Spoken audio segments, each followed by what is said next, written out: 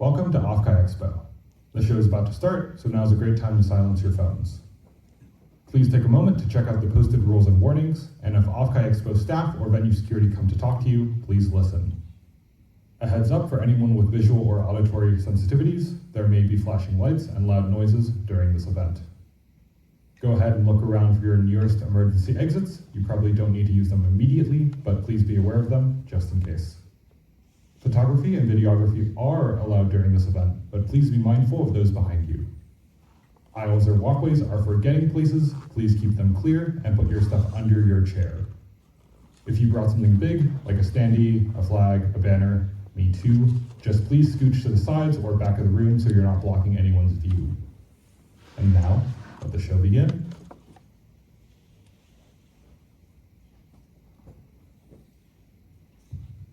All right, good morning, OffKai Expo. Thanks everyone for coming out. I know it's a bit early, and there's a lot of other great stuff on the schedule, so really appreciate you all. Before we begin, a lawyer joke. Why does New York have all the lawyers and California have all the VTuber fans?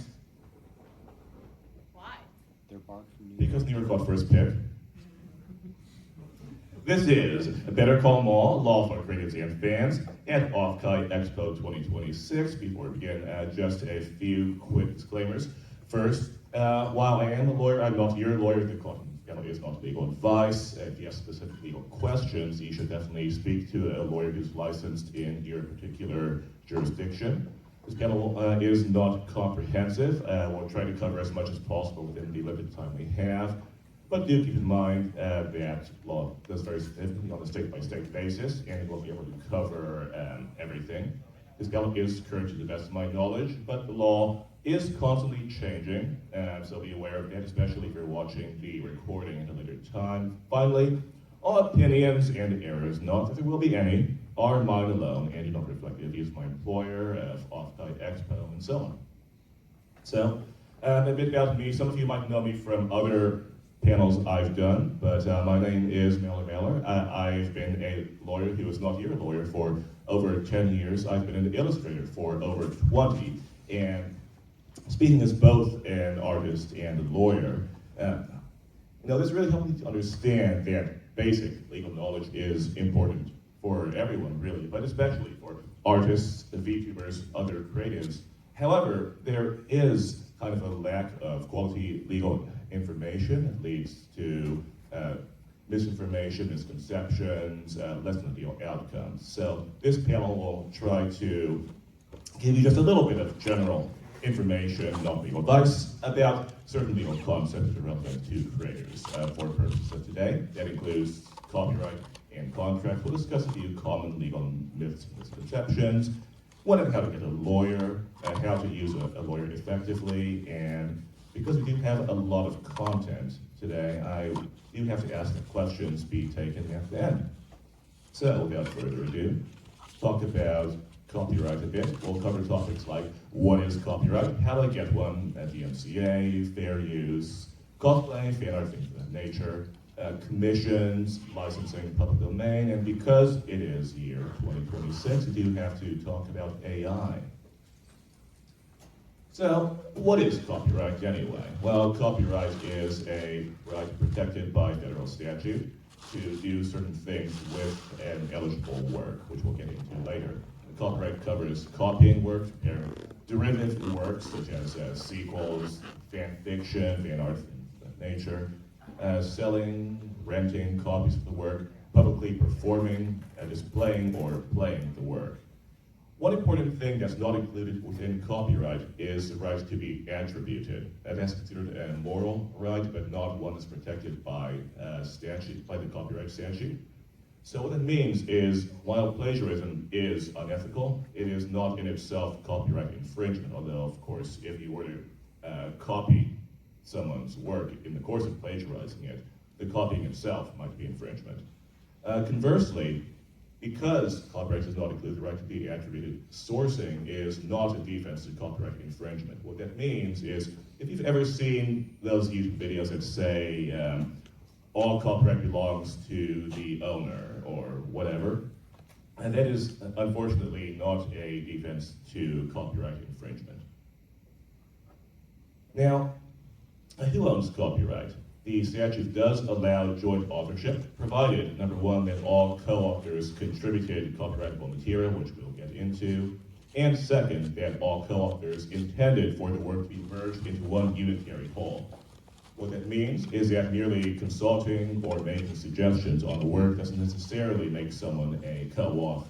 Otherwise, a lot of works would have 10, 20, 100 authors. Similarly, commissioning or paying someone to make a copyrightable work does not make you the copyright owner unless you explicitly agree by contract to transfer ownership, that being works for hire, or if you're the author's employer. Employer in this context, meaning that things like providing the controlling the means and methods of doing the work, providing space, materials, tools, and so on, or having a permanent long-term employment relationship. Basically, what it's getting at is whether the payer was the employer of the artist or whether it was a one-off commission kind of situation. Now, one case study you might have heard of recently is there is some controversy last year about SCEB, and I do want to take this opportunity to clarify that SCEB's terms of service explicitly say that creators expressly retain copyright in their own work. Again, it is a default rule, but they also explicitly say it. What this means is that clients cannot control when and how creators post their work, meaning that SCEB is not intended to and should not be used for any art that requires secrecy or exclusivity. It also really underscores the importance of reading the terms before agreeing to anything. I know it's boring, but it can end up being important. So then, how does one get a copyright? And this is where we get into what works are eligible for copyright. There's certain requirements in the statute which we'll discuss. Number one is it must be an original expression, work of authorship. What that means is that factual information is not protected by copyright. Things like maps, phone books are not copyrightable, even though the author may have expended effort gathering the information. Arrangements of facts, such as the order in which facts appear in a book, might be copyrightable to the extent that it's creative. Abstract ideas and concepts are not protected by copyright, only expressions of those ideas are. Utilitarian or industrial designs are not protected. So, for example, the cut of a piece of clothing, the placement of the holes, are not protected by copyright because those are purely utilitarian considerations having to do with the use of the object. However, decorative elements of a piece of clothing, a costume, a piece of fashion wear might be protected by copyright.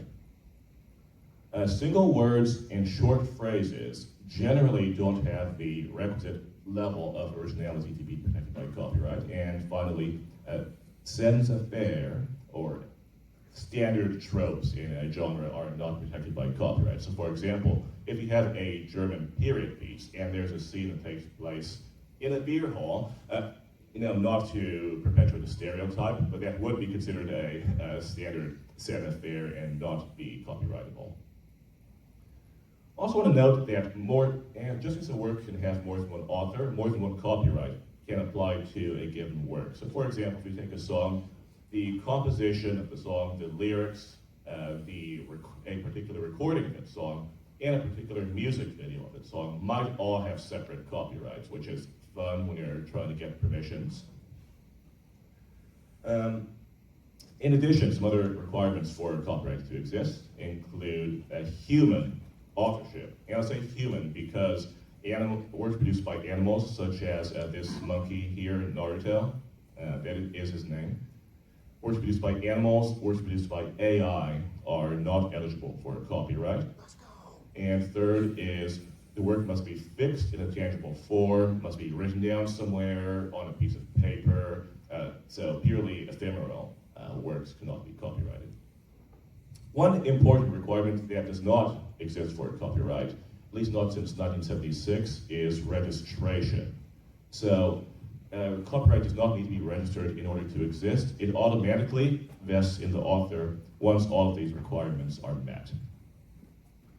So then if you don't need to register a copyright for it to exist, why would anyone register at all? Well, the reason for that is because registration is a prerequisite for enforcing copyright, bringing a copyright infringement lawsuit. Registration also allows for statutory damages, which the idea of statutory damages for copyright is it can often be difficult to prove what actual economic harm came out of a copyright violation. So the statute does allow you to recover an amount between $200 and $150,000 per violation without the need to prove actual economic harm. Of course, this can add up pretty fast, so there have been instances in the past where people have been found liable for $675,000 judgments just for file sharing music. Actually, now I think I was down from 2 million. I think the jury awarded, I see you nodding your head. 2 million jury award, later reduced to 675 after the appeal, I think. This is not exactly a common outcome, but it is a possibility, so I just wanted to make everyone aware of that. So then, how do you register a copyright? You can do that online. There is a fee ranging from $45 to $500, depending on the type of work. Groups of works can be registered together. Did someone say something? No, that was next door. Okay. A little bit of sound leakage over there. Hopefully it won't be a problem later. 2 questions. Yes. Can I ask questions now? We would prefer that we save questions for the end, but if you have to go somewhere, I mean, okay. Keep going. All right. So, I mentioned copyright enforcement, and there's a few different ways in which a person can bring a lawsuit to enforce copyright. There's a direct infringement, directly copying the work, making derivative works of it, or doing one of the other acts that are protected by the copyright statute. There's also indirect or contributory infringement, meaning that the person has somehow aided someone else in infringing a copyright. There is an important limitation on indirect theories of infringement. This is a case that came out just, I believe, this year, which stated that internet service providers are not generally responsible if their users, torrent a bunch of anime, unless they actually did something actively to facilitate or invite that infringement. So merely knowing about some infringement activity possibly happening somewhere on your systems is not enough to establish indirect liability. In a copyright enforcement lawsuit, the plaintiff can recover damages. That includes, we cover statutory damages, but if actual damages can be proven, there can be disgorgement of profits. There's also injunctive relief, meaning an order from the court to do or not do something. For example, the court might order an infringer to destroy all of the infringing copies of the work. That happened with the... Anyone ever see Nosferatu? Got some film kids in here. It actually did happen with Nosferatu, which, as some of you know, was the 1928 movie that it's kind of an adaptation of Bram Stoker's Dracula, but not really. And a German court, I believe, in that case, found that the movie infringed on the copyright in the book and ordered for all copies of that movie to be destroyed. Well, not every copy of the movie was destroyed. In what I'm sure is the last instance of someone not obeying a court order. But it is a reason that Nosferatu is still available to watch today, and it's good, so watch it if you haven't. There's also, I think the type of enforcement which most of you are probably familiar with is takedown notice under the DMCA, that's Digital Millennium and Copyright Act. How many of you have seen that little notice in the corner on YouTube? Yeah, a good amount of you. So the DMCA provides for a safe harbor procedure for sites like YouTube that take user-generated content to avoid liability for any infringing content that their users upload on their site. And the way that it works is It's a three-step process. First, the copyright owner or the authorized agent submits a takedown notice to the website. The website must then promptly remove the allegedly infringing content and notify the uploader. This is a condition of the DMCA safe harbor, so without that it's possible for the website to have some exposure themselves. Second step is if the original uploader believes that the content they uploaded was not, in fact, infringing, then they can submit a counter notice. One really important thing to point out is that by submitting a DMCA counter notification, you do consent to be sued in the applicable federal court. So it's definitely not something that should be done lightly or just because you feel like it. And third, upon receiving the counter notification, the website must restore the content that was taken down within 10 to 14 days, unless the original notice sender does go ahead and sue the uploader. And this isn't just a hypothetical, because it has happened pretty recently. I don't know how many of you have heard of this Hololive group. They're pretty small. But as some of you might know, Hololive is a VTuber idol group produced by Cover Corporation, and Cover recently issued a DMCA takedown notice against this YouTube channel that was uploading certain clips of Hololive talents. Cover's allegation was that the clips copied or made derivative works of the Hololive characters, thus violating Cover's copyright. The channel did file a DMCA counter notification, again saying, I believe this material is not, in fact, infringing, and if you want to take it back down, then you have to sue me, which Cover did. And that case is ongoing in federal district court right now. So, and that should be an interesting one to follow. Might be a little small for you to read.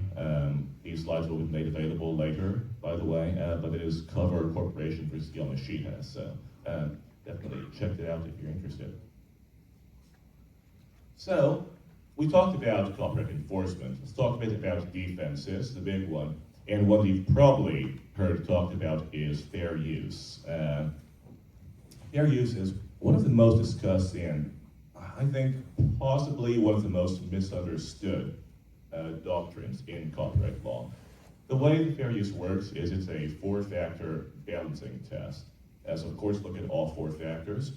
Number one is purpose and character of the use. Is it transformative, meaning does it change the original work? Does it add a new meaning or message? Some examples of transformative works include parody, comment, criticism, education, things of that nature.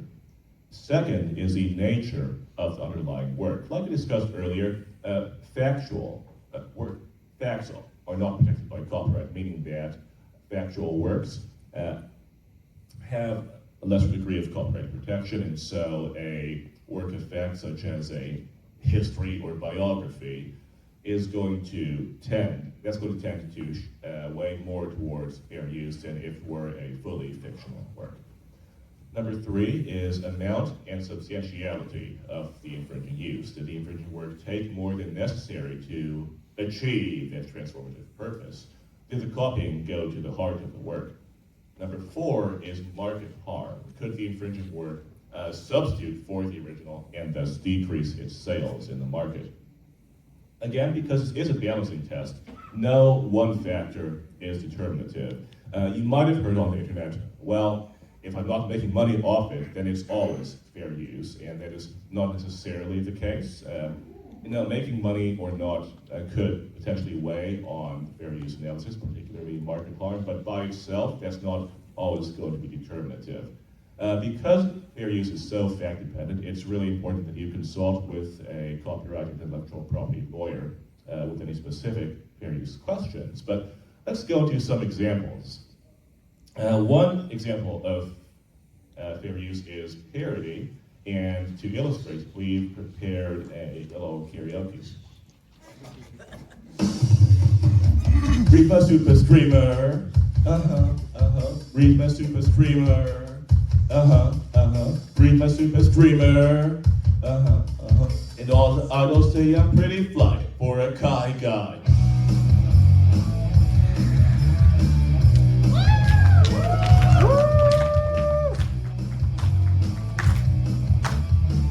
Knees up, yo, looking not a hut. You know it's kinda hard when you don't know Japanese. Our subject isn't cool, cause he's such a fucking weed. He may not have a clue what his subject's trying to say, but that won't stop him from watching her streams every day. So please translate this clip her bait. You know he really doesn't get it anyway. He's gonna watch her stream and post some memes. He's not okay. He's not okay. So if you don't know how to speak Nihongo, at least you know you can always color with Miko. The world needs weeaboo, so hey, watch your idol stream. Read my super streamer. Read my super streamer. Read my super streamer. And all the idols say I'm pretty fly for a Kai guy. He sees a cute girl and he thinks that she's his wife, but he didn't understand what she said. She's going live. Now simping for his wife, he sends her a super chat. But if she knew what he said, she would hit him with a bat. So please translate this clip her bait. You know he really doesn't get it anyway. He's gonna watch her stream and post some memes. He's not okay. He's not okay. So if you don't know how to speak Nihongo, at least you know you can always call up with Miko. The world loves weeaboo, so hey, watch an idol stream. Now he's watching her stream, yeah. He's on the YouTube feed. He tried to call her cute, but he called her kawaii. He's trying too hard and he's gonna get banned. But in his own mind, he's her greatest fan. Read my super streamer. Read my super streamer. Read my super streamer. Each knees up, young looking not a hot. So please translate this clip her bait. You know he really doesn't get it anyway. He's gonna watch her stream and post some memes. He's not okay. He's not okay. So if you don't know how to speak Nihongo, at least you know you can always color with Miko. The world needs weeaboo, so the world loves weeaboo, so let's get some more weeaboos. And hey, watch your idol stream.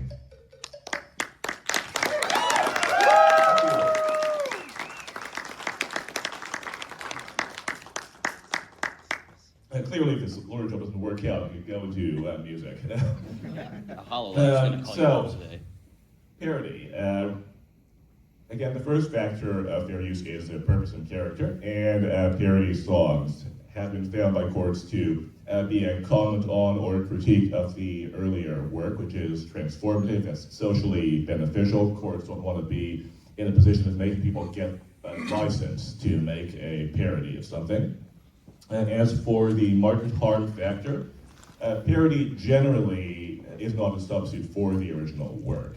I mean, depending on what the criticism is, it could potentially have some impact on demand for the original work, but that is not, in fact, the type of market harm that we're looking at when we look at the fair use analysis. So, another example of fair use, which I'm sure all of you have used in the past, is Google image search. There was a case a few years back about whether Google image search infringes on copyright by creating the little thumbnail images of various pictures. Is that copying an infringement of copyright in the original images? And according to that case, it's Perfect 10, the Amazon, Google? Wait, I'm pretty sure it's supposed to be Google. Why do I have Amazon here? Like I said, all errors are mine alone. The court found that Google image search transforms pictures into thumbnails. That is, the thumbnails identify websites, and that is a use that's considered socially beneficial. It's kind of creating a new work. So the court, for that reason, found that the purpose and character prong of fair use was satisfied. As for market harm, thumbnails are not, Google image search thumbnails are not in fact a substitute for full-sized images, although I'm sure some people have accidentally used a Google image search thumbnail in place, the full-size image before. I've never done that in my life. Now, the question some of you may have about fair use is fan work, fan fiction, fan art, things of nature, is that fair use? And the answer, which we lawyers love to say, is maybe. So there was a case where some fans of Harry Potter made a reference book about the series, and the court in that case actually found that this work was transformative. However, remember, there's also amount and substantiality. So the court found that the fan book took too much from the original books to qualify as fair use. One thing that I think fan artists should be aware of is that many intellectual property holders, Cover, Side Games, Team Shanghai Alice, and so on, publish fan work guidelines, which state explicitly what kind of fan works are or are not permissible, and those are a really useful tool for fan artists to manage their risk. Let's talk a bit about copyright licensing now. A license for copyright it just means permission to perform some or all of the exclusive rights we discussed earlier that are involved in copyright. And that could include online reproduction, it can include displaying, exhibiting works at an event or on streaming, printing rights, merchandising rights, derivative works, and so on. Some of you may have heard about how sites like Twitter, Facebook, and so on that take user-generated content, you do technically sign a license to have your work reused in certain ways when you sign up for that website. Have any of you heard about this? Yeah. And the reason for that is because when a site, for example, makes a thumbnail of an image that you uploaded, it needs to make a copy or work of that picture. It needs to reproduce that picture to users of its site, so that is a reason for the license that you agree to. Licenses may be exclusive, meaning only the licensee can use the intellectual property in question. They can be non-exclusive, they can be worldwide or in particular areas. They can be perpetual, meaning they last forever, or only for a limited time period. One example of copyright licensing that some of you may be familiar with is the Super Dimension Fortress Macross series. Any Macross fans in here? All right, a few. So, the Macross license went to Harmony Gold for everywhere outside of Japan, and Harmony Gold basically did nothing with it for over a few decades. And that is the reason why Macross was not really seen legally anywhere in the West until quite recently. And that is definitely a reason to be cautious when you're agreeing to terms of a license. Another type of license which is relevant to some of you perhaps is the license for cover songs. Covers have what's called a compulsory or mechanical license. What that means is that you don't need express permission to make a cover. The original song rights holder cannot stop you from making a cover of that song. However, that is conditioned on paying the statutory license fee, which at this time is 9.1 cents per download or per song on a physical album. And one important exception to that is that audio streaming platforms like Spotify and so on, those I believe cover royalties on the user's behalf under the Mechanical Licensing Collective. However, for YouTube and other audio video platforms, there's a separate synchronization license for that, and so that's treated a bit differently. This is, of course, can be a hassle. So there are copyright collectives out there like BMI, ASCAP, CSAC that sell blanket licenses for the whole catalog to radio stations, restaurants, conventions, events, and so on. What that means is that buying that license allows you to use any song in that collective's particular catalog for a certain period of time for a certain event. Another type of license that is pretty useful is what's called copyleft. What that means is that it's a standardized license that allows the public at large to do certain things with your work. Most of these licenses flow down to any derivative works. As I believe it's the GNU license. If you make anything, if you reuse code from a GNU project, I think that project then also has to be GNU if I'm remembering correctly. But examples of copyleft licenses include GPL, Creative Commons, which this presentation is under. A lot of sites give out free assets for VTubers and so on, such as Okimono, Dova Syndrome. I know most of you guys have probably heard Dova Syndrome music before. Any Pekra fans in here? You saw Pekra? Yeah. Her theme music, I think, is actually a free Dova Syndrome track, if I'm remembering correctly. But many VTubers use such free assets, and those are covered by certain licenses saying you can use this work for X, Y, Z, free of charge, provided that you don't do A, B, C. So those would also be under the copyleft umbrella. And copyleft in general is useful for works that you would like to keep free and open, but not fully set up in the public domain. But what is public domain? Well, to get to that, we have to discuss the duration of copyright. Copyright, as we discussed earlier, begins once all of the statutory requirements are met, and it lasts either the life of the author plus 70 years after that, or for works for hire, for anonymous, pseudonymous works, and it's 95 years from publication, or 120 years from creation, whichever one expires first. Works created before 1978, because there was a large change to the copyright statute at the time, but those early works do use different rules for duration, and that's not something that we have time to get into.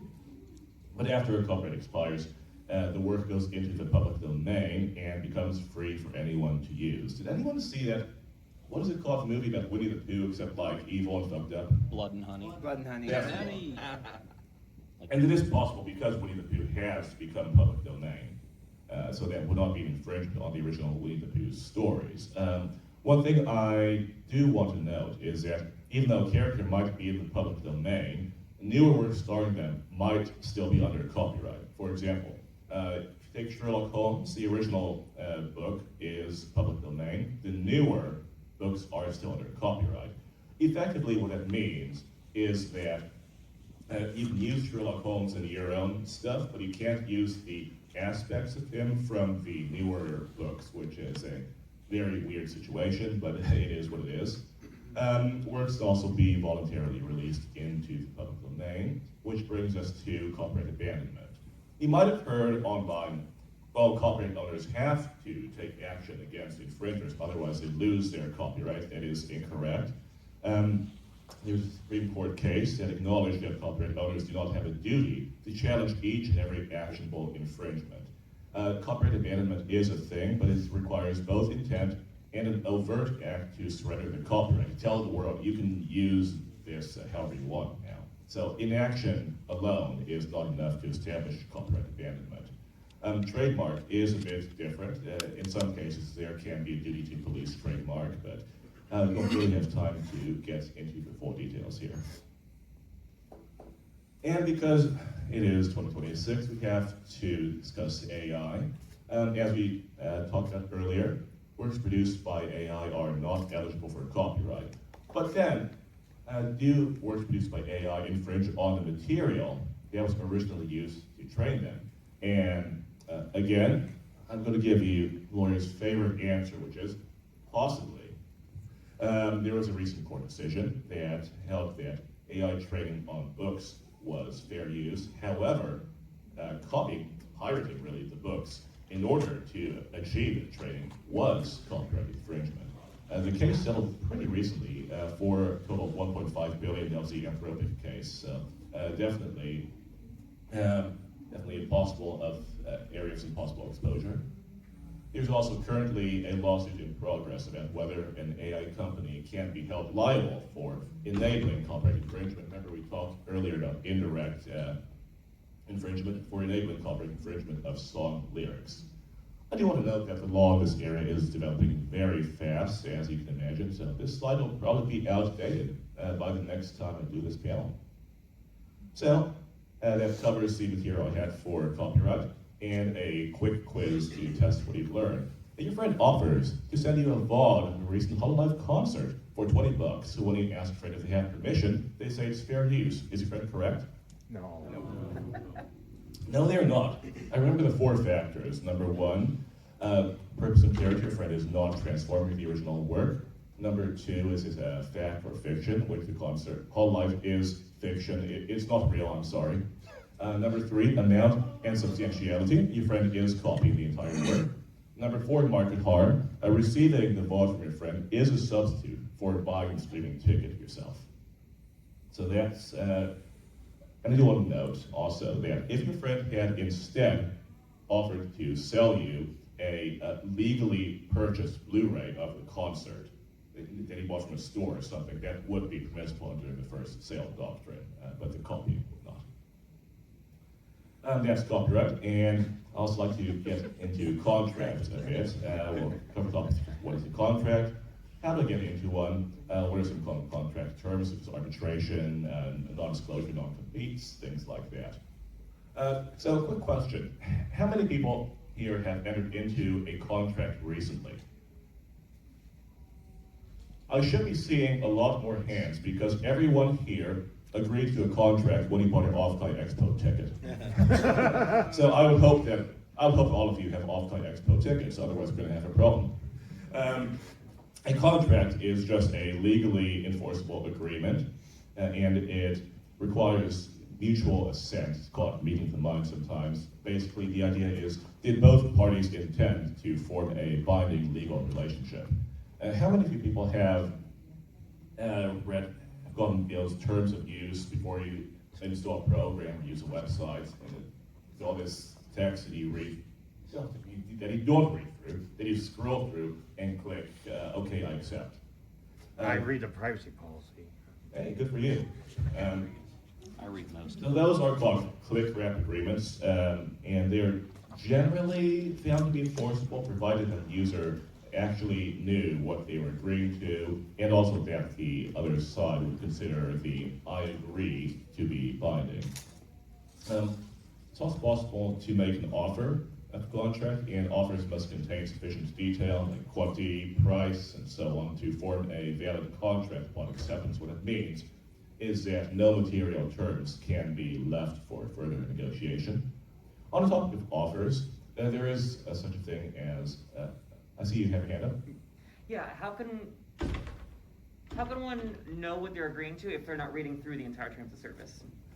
You know, that's a really good question, but There were in cases- these cases about click-wrap agreements, courts have found that the user reasonably should have known, they should have browsed through the terms of use, even though nobody actually does it. It's what we call There's a been- legal fiction. There's been conflicting cases too where judges have said you can't expect users to read through all your terms of service, haven't there? I That think there was has- one for Apple. That has also happened, particularly with some of these browse wrap agreements where they don't actually make you scroll through it. They just have a little link hidden in the bottom. These are terms of use, and those have generally not been found to be enforceable because Dependent on display. it does depend, but the person generally wouldn't. You'll know that the person actually browsed through to the terms of use and agreed. There is such a thing as puffery or obviously exaggerated or joke offers. Anyone here, and I realize I'm dating myself, anyone here remember the Pepsi stuff commercials from the 90s? Okay, yeah, a few of you. No, but I know the story. So those commercials allowed you to redeem points for buying Pepsi to get certain items like a shirt or whatever, and then at the end of the commercial, instead you could get a Harrier jet for 7 million Pepsi points, worth about $700,000. So someone actually tried to do that by buying Pepsi points, and then when they didn't get the Harrier jet, they sued PepsiCo. The court in that case found that this was puffery. It was obviously a joke offer. No one would actually expect to be able to receive a military jet for $700,000. Yeah, sometimes I did it for the bit actually is a legal defense. The Philippines had a similar thing where half of the presidents of the country won the #1 grand prize. You know, I heard about that.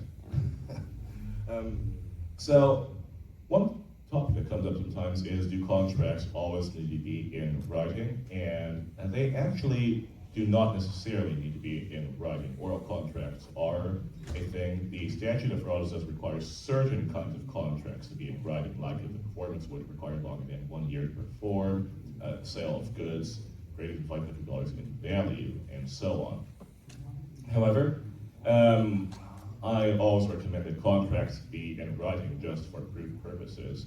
And I also want to point out that if you have a written contract and it contains what is called a merger clause, which we'll get into later, then any agreements or understandings or written outside of the contract do not count. So for example, if you have some emails with the other side before you entered into the contract, and the content of those emails, they made some promises that weren't actually in the written contract itself, then those promises outside of the contract might not be enforceable, possibly. So, I'd like to get into a few common contract terms that they're common to most contracts. That includes things like the period of the contract. When does it start? When does it end? Is it possible to renew the contract? Does it renew on its own? Things like that. Services, the contract should specify what service it's for. There should be specific deliverables and specific deadlines so everyone knows what they're agreeing to. You might not think this would be an issue, but I've had multiple cases where there have been disputes over whether a certain item of work is or is not included in the contract. And those are never really fun to do because you have to go back and retroactively unwind what the parties might have been thinking the contract was for when they signed. Another important topic is changes to the contract work. How many changes will be allowed? What kind of changes? Will there be additional compensation for any changes that are needed? These should all be specified in the contract. Payment, that's obviously an important one.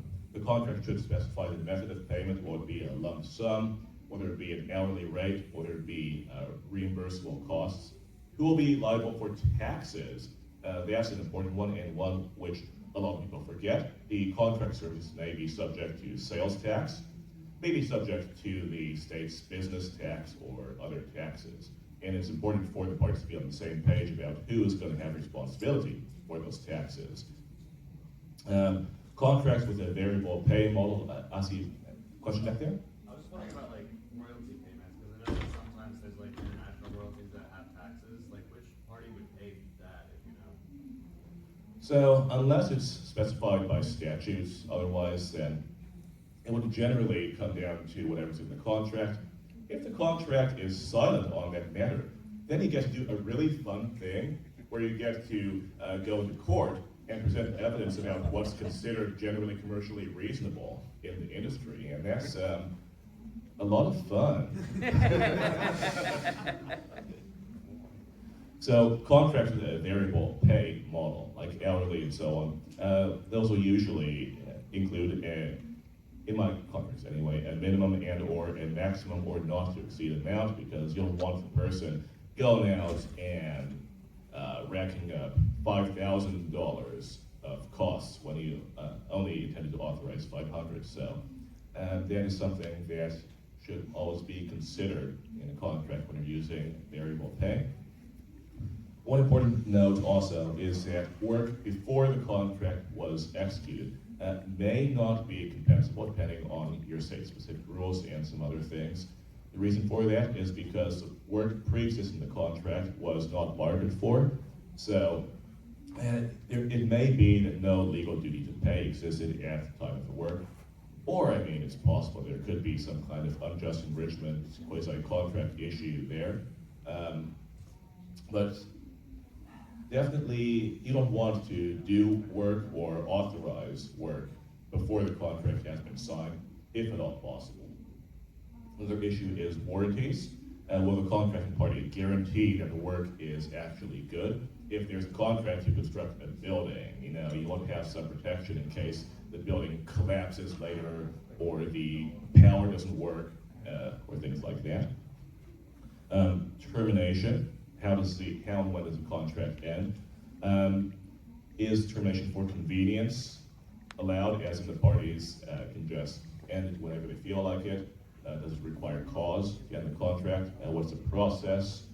Will costs up to the time of termination be payable? That's an important one. Notice how far in advance does notice of termination need to be provided? Those are all things which it's helpful to spell out in writing in the contract. There's assignment of contract. Can either side's rights or obligations be assigned to another person? That is the counterparty just putting in money, or are they doing something irreplaceable where there's no point in having a contract if it's someone else doing it? Revisions, amendments, I always recommend require mutual agreement in writing before you change the contract. Liability is an important one. Contracts are really just instruments to manage, shift risks of who's going to bear responsibility for any issues that come up. And that can include indemnification clauses.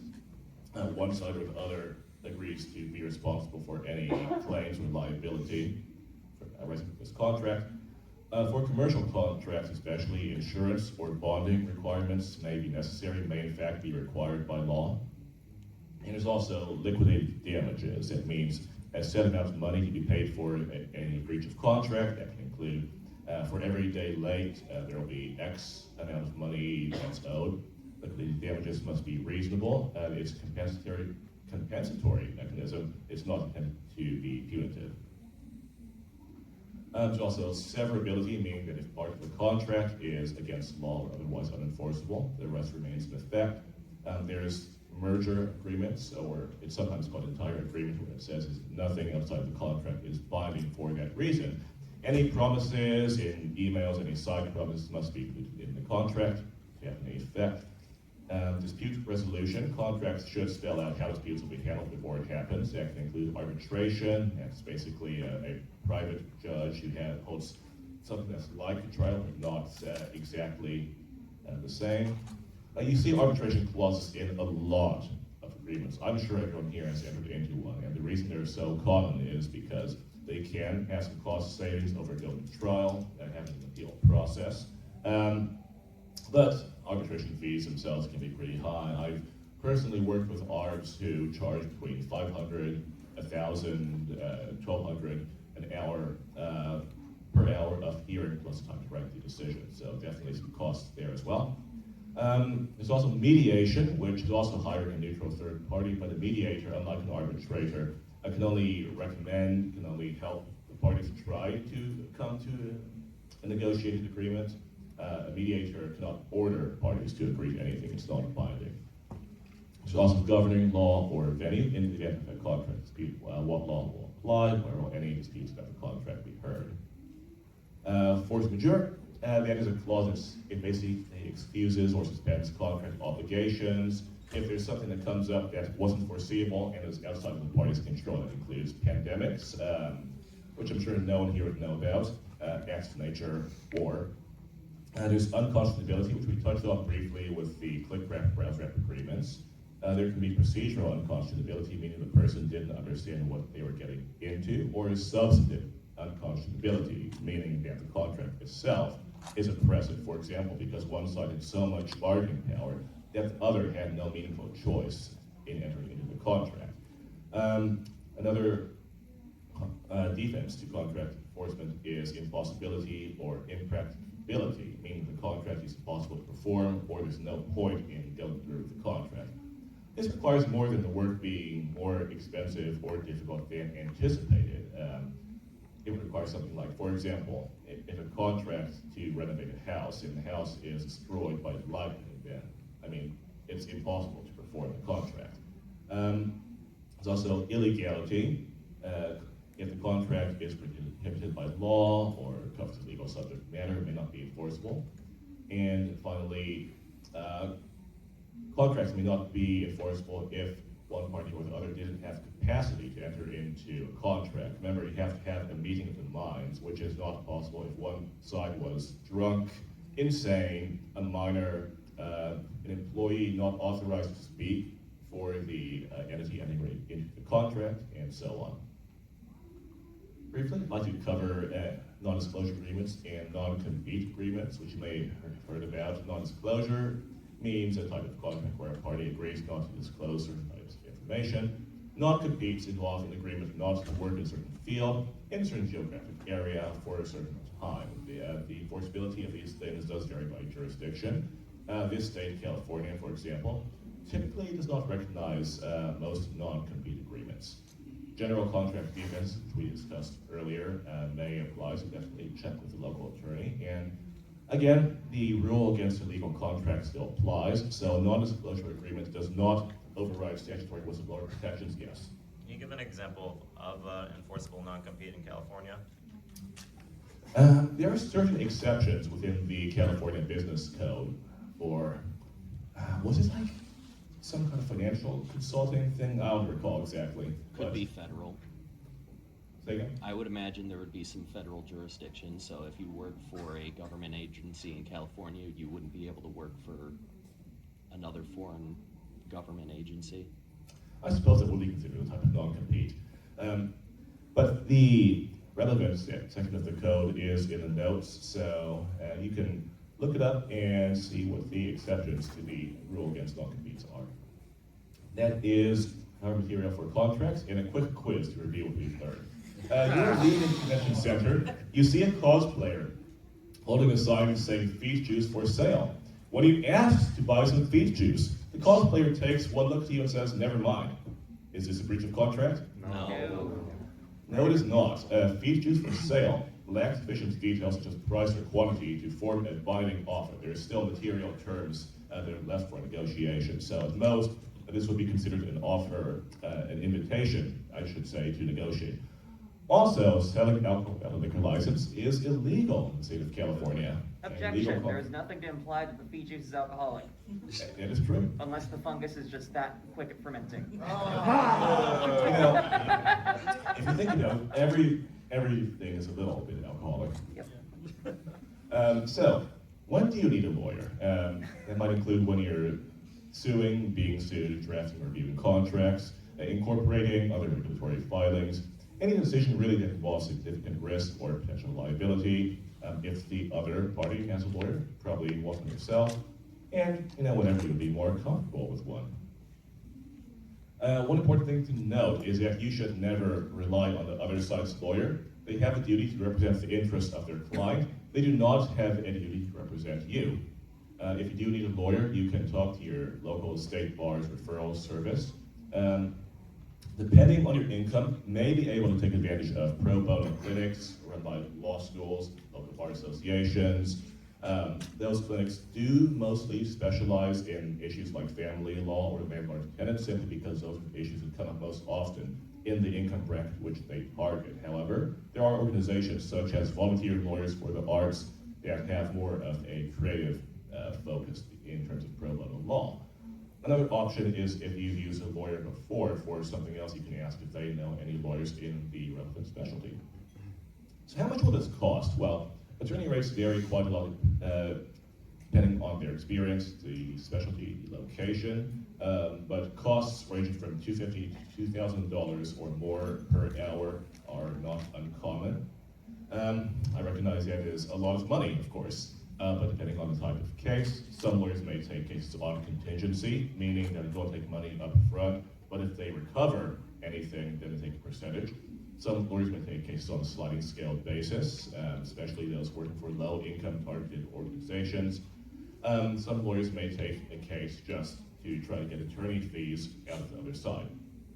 So, you're paying all this money for a lawyer. How to use them effectively? Well, you should give them the facts and let them make the legal calls. Documentation, timelines are always welcome, but going in and saying, well, this person slandered me, now that's a legal conclusion. This person said I'm a convicted felon and this is not true. That is more helpful because that's fact from which a lawyer can apply their expertise and reach a legal conclusion. So, if law is so expensive, why don't you just use AI? And it turns out there are several reasons not to do that. Generative AI models have a tendency to hallucinate or make up information, 50% such of the as time. court cases, which turns out will get you in a lot of trouble with the court.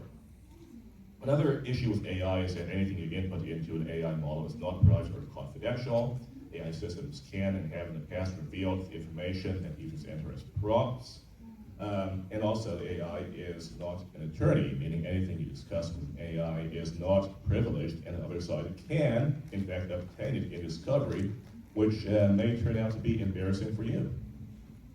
So, we have about 5 minutes for questions, and again, because this channel is not legal advice, please keep the questions general. Yes, in the back? You were talking about the lawsuit that Cover was trying to take down a YouTube channel, and then Correct. a counterclaim, and then Cover went forward with a lawsuit, but that was in California. Because Correct. Cover is a Japanese company, they have an English branch, like what legal body does this sue it? So, I believe that the lawsuit came from Cover's, mothership in Japan, because it is possible for courts here in the U.S. to hear cases involving foreign parties, provided that there's personal jurisdiction. Yes? Is it graduation abandonment, It's a kind of abandonment. right? Maybe why not it's called copyright my abandonment, therapist. but it is abandonment. I believe you were first. Yeah,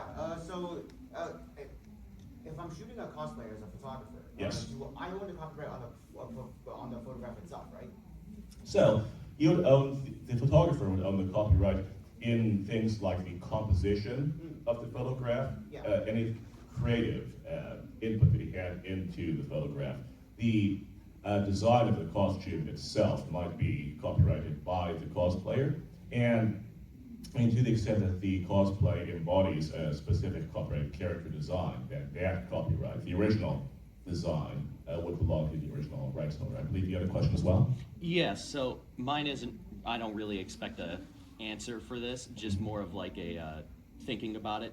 Have there been any cases on whether or not using AI for parody songs would fall under artistic expression? Because we've seen that with creating content from books or using it to train models. What would your thoughts on that be?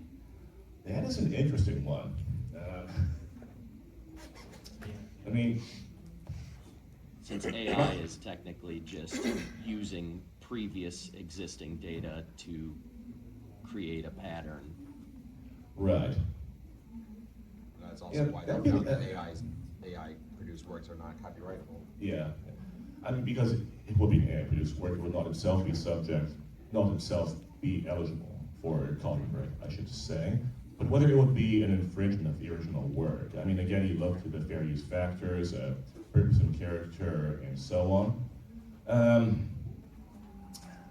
Normally, as we discussed, parody songs fall under fair use more often than not because of the transformative purpose. I mean, adding some kind of new meaning, critique, commentary.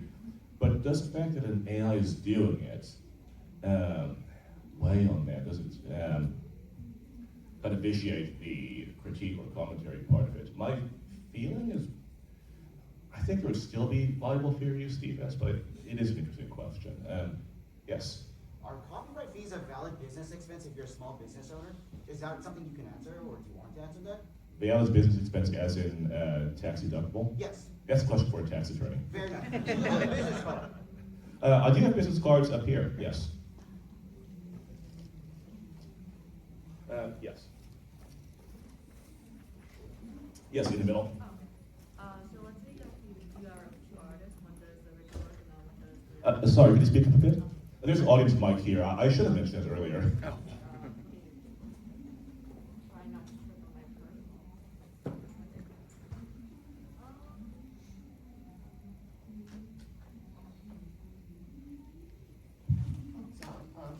Yes. So let's say like you're two artists that work on a collaborative art piece and you're trying to do a whole copyright situation. Would you be able to put two of the artists in where you're trying to pay for a piece, or would one of them have to do it and then you're just giving special permission to assist in settling stuff for them?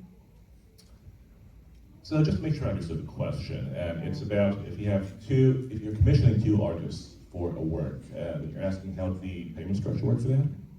So you are the artist, and the person the artist, and Oh, okay.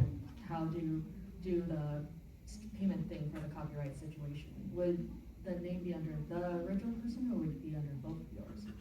Well, if it's a collaboration, it's possible that there may be joint authorship, but again, that both persons contributed copyrightable subject matter and intended for the works to be combined into a unitary whole.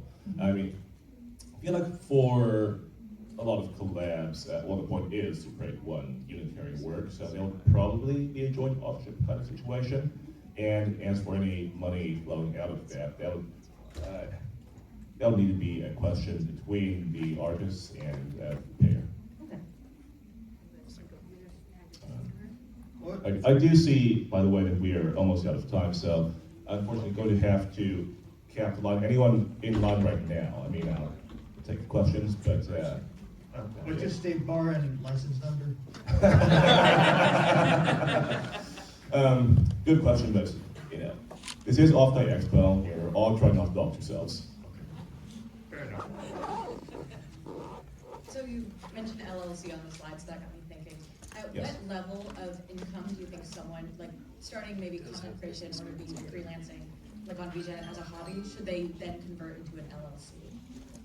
My personal opinion is that you can incorporate at a pretty low level of income. It's not a very high fee, and it is useful for later if there is any potential liability coming out of this venture.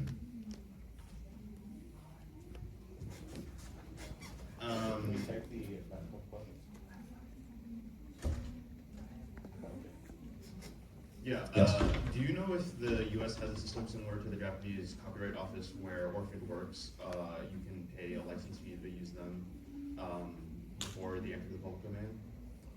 So orphaned works are in a weird place with regards to U.S. copyright law. I don't believe there's any kind of database or explicit permission system covering those. Yes. So I missed the fair use section, as maybe a conversation for later. Say I'm making a cover song that is a mashup of two different songs. Yes. Would that still be something that would need, like, not synchronization fees, mechanical reproduction fees, or for each individual song? Would it fall under fair use and thereby be exempt? So if it's a mashup of two different songs, that would typically be considered more of a derivative work than a cover. So probably wouldn't fall under the compulsory license, although fair use, of course, might still apply.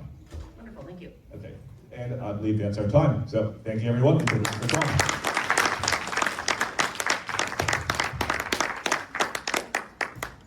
Thanks for joining us. Please remember to collect all of your belongings and enjoy the rest of OffKai Expo.